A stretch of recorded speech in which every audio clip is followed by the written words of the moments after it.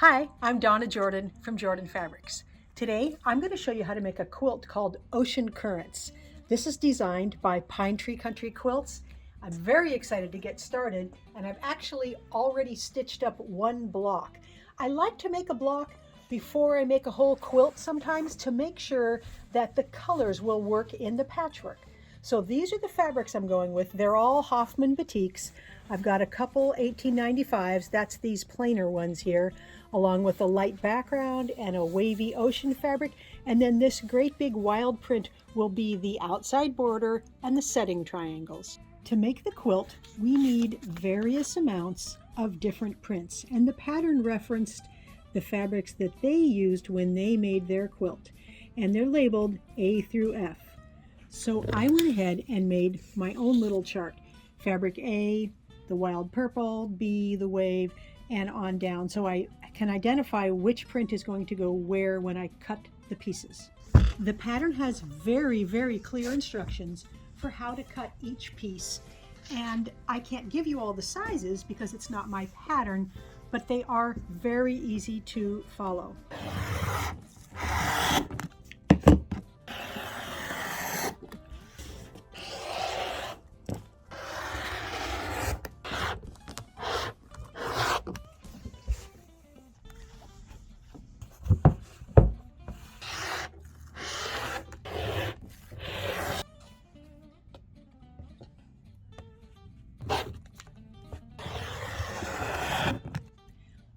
All of the pieces are cut out now, and it may look like a lot of different pieces, but it was really pretty quick to get them all cut. We're only making 2 blocks, so for the first block, we're going to need all of these big rectangles, and then we're going to need 3 of these squares. And the first step is to mark the back of these squares. I'm just going to put a light pencil line on the back side of these right along the diagonal. And I will do that with all the little squares, and I'll probably use a light chalk pencil on the back of these dark ones.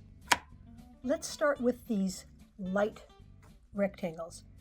They're going to get a purple square on this edge, and I'm going to stitch right along that drawn line there.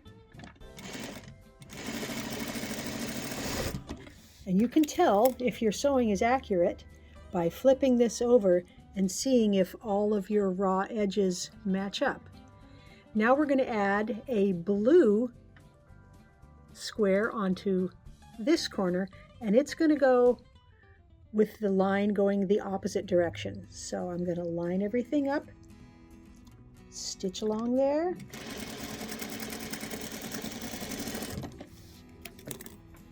And that's what we're going to do with all of those light rectangles. The blue rectangle, we're going to sew exactly the same way with purple on this corner and a light square on that corner, both of them going like that. And then the last one is this bigger purple rectangle. Now it's going to be facing a little bit different. It's going to get a white one up there, and the square is not the same size as the rectangle. So this is just going in that upper corner. Line up those edges. Then we're going to add a blue, and it's going on the lower corner. Both the seams are going this way, this one on the upper, this one on the lower.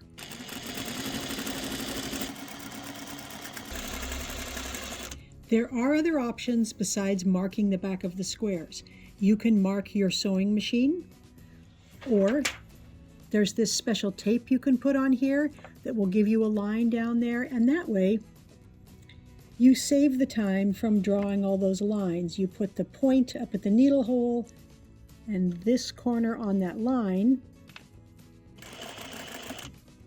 and you can stitch right along there. The next step is to iron all these squares. So on the light background rectangles, we're pressing the squares to the outside. So we'll do that with the light background ones.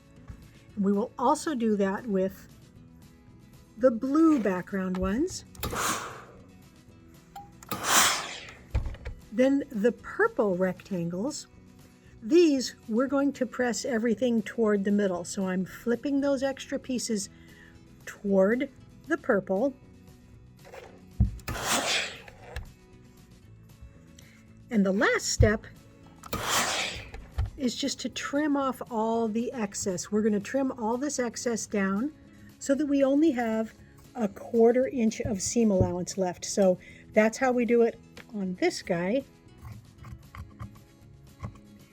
And then on these two, you simply flip that open and trim off this here. And that way we have lots of the bulk removed from our patchwork. We've got our 3 stripped pieces here, and we're going to put this one in the middle. The blue is going to go on the top with the purple attaching over there, and then the light one like that. And I'm just going to sew them all together. When we put these together, you can see why we ironed them in opposite directions, because these are going to nest. Those seams are right on top of themselves, but the seam allowances are going in opposite directions. And that makes it really easy to get that intersection matched, and it's less bulky that way.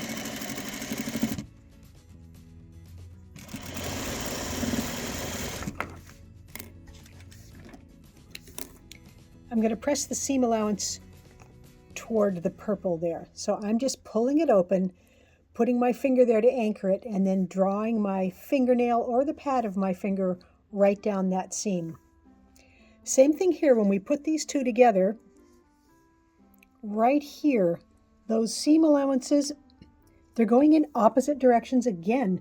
It's really easy to make these blocks. Even though they're little, the pieces are very little, it's very easy to get them to look almost perfect. Press this one toward the purple. And that's the basis for the block. We need to make 4 of those so we can get our whole block number 1 done. I've got 4 blocks done, and all we have to do is spin these around.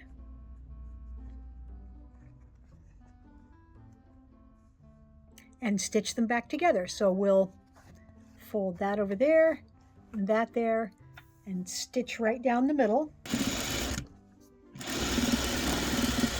Then I'm just going to slide this one over and keep stitching. And again, the seam allowances, they're going in opposite directions. Still easy to stitch together. And I like to press the bottom seam here that direction, and then the top one the opposite way. Doesn't really matter which way you do these. I just generally like to do it that way. Bottom one to the right, top one to the left. And now we will put these together, and we do have to check in the middle that we've got our intersection meeting up. So that's right where these blocks come together here. And so I can feel, because the top seam allowance is up and the bottom one is down, I can pretty much feel, but you can always peel it back and take a look.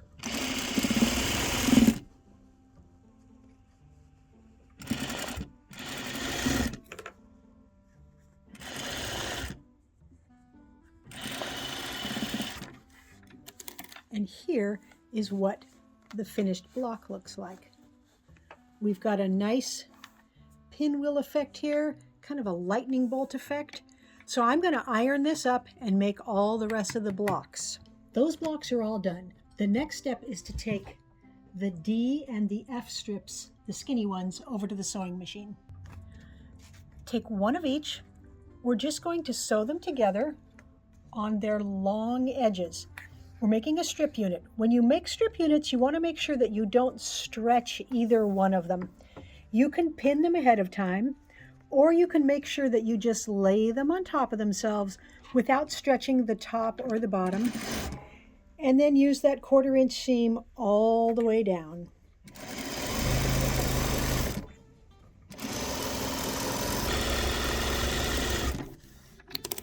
I like to finger press the seam here. I'm going to press toward the dark, so I'm just going to open it up and pull my finger all the way down that seam. So I'm kind of opening it with the heels of my hands here, and then just pressing that all the way down. And this is a good step to keep the seam going the way you want it to go until you get to the ironing board. Even though I finger pressed the seam, I still want to iron it. I like to put it on my long ironing board here with the edge parallel to the edge of the board, so I know I've got it straight. And then I'll smooth it out a little, and then I use a dry iron and then a little steam. These strip units are going to get subcut, and then we're going to stitch them back together to make a little 4-patch unit. So what I like to do is take the second one, flip it over, put them right sides together, line up the edges and the seam allowances, go in different directions there again, and now we can cut them and they will already be right sides together and they'll be ready for us to sew. You of course might have to adjust it a little bit when you get to the sewing machine because they may not stay perfectly together here, but this is what we've got. All we're going to do is stitch right there, and so that's going to save us a lot of time if we cut these all at the same time. So they're already stacked. I'm just going to pick up those two, make sure I can feel that that intersection is matching. And we have a little 4-patch block that is very easy and very accurate.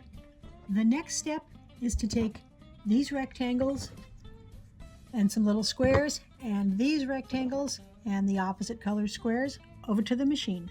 We only have to put one square on each of these rectangles.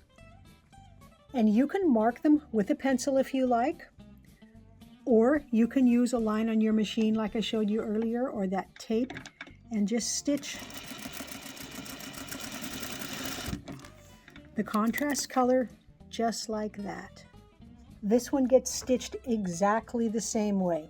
Same angle, same everything. I went ahead and ironed up all of these and I cut off the excess just like we did before, and I have them at the machine here with one of these center 4 patches. We're going to attach all 4 around here, but we have to use a little bit of a funny method to get these on. So we're going to start by putting a light one on the top, and it's actually going to go this way. So this is longer than this piece. So I'm going to line up the edges here and sew a partial seam. So I'll line up these edges here, and we're going to sew down and stop about 3/4 of an inch from this piece. And you can back tack a little if you want, you don't have to, but just stop sewing so that you've got a little tail here. Now we're going to press the seam allowance away from the center. We're going to keep pressing it away from the center the whole way around. And you can't do the whole seam because it's loose there. Now we're going to add one of the rectangles that's mostly lavender here. And that is the right length, so this can be stitched all the way along here. I'm just going to turn it around because it's easier to stitch like this.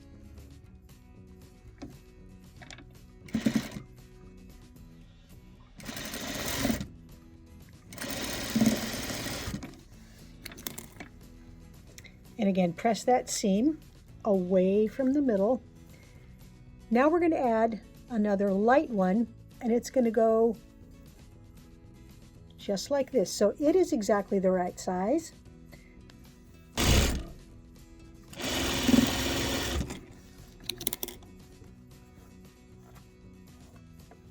And there's one more piece to add, and that goes over here, and we'll just move that out of the way, and then we can stitch this whole side.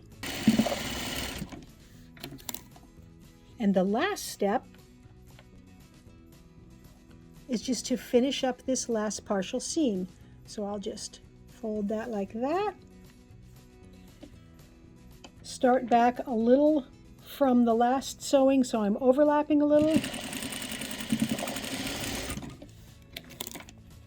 And now that little 4-patch block is contained right in the middle of these guys. To complete the block, we have to make one more strip unit with these guys. We're going to put one of these onto each side of the wider strip here. Let me get all these extras out of the way. So just use that 1/4 inch seam and try not to stretch either one, so you will have a nice, flat, stable strip unit.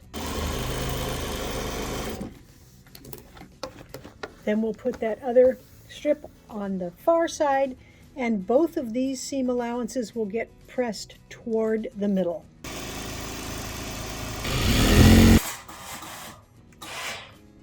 Once you have it ironed nice and flat, line it up and do the subcuts. Here's all the pieces we need to finish this block.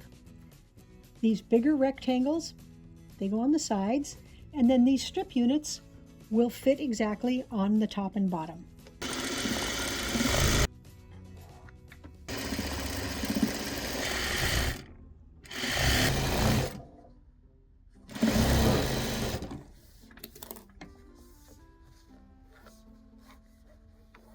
There is the second block. The blocks are all done, and this is the fun part. We get to lay them out and start to see what the quilt is going to look like.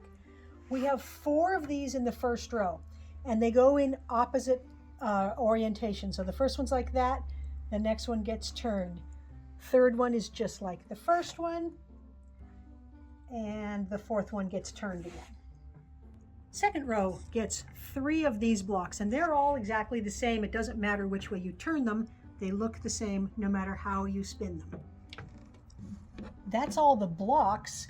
To finish the layout, we need these setting triangles. The big ones go all around the outside edges here, and the little ones will go in the 4 corners. And the last thing we need to add, there's a couple of borders. So there's a small border of this blue wavy print, and then we're going to come back with a slightly larger border of this same fabric that's in those setting triangles. That will frame it very nicely. Because the patchwork is on point, we're going to be sewing our rows in diagonal. So that's the first row. This is the second row. So all you have to do, line up these edges when you sew these together. You can trim off any extra little bits here and then attach that. Then we'll take this and make the next row. So it's pretty easy. It's just feels a little odd because the rows are diagonal.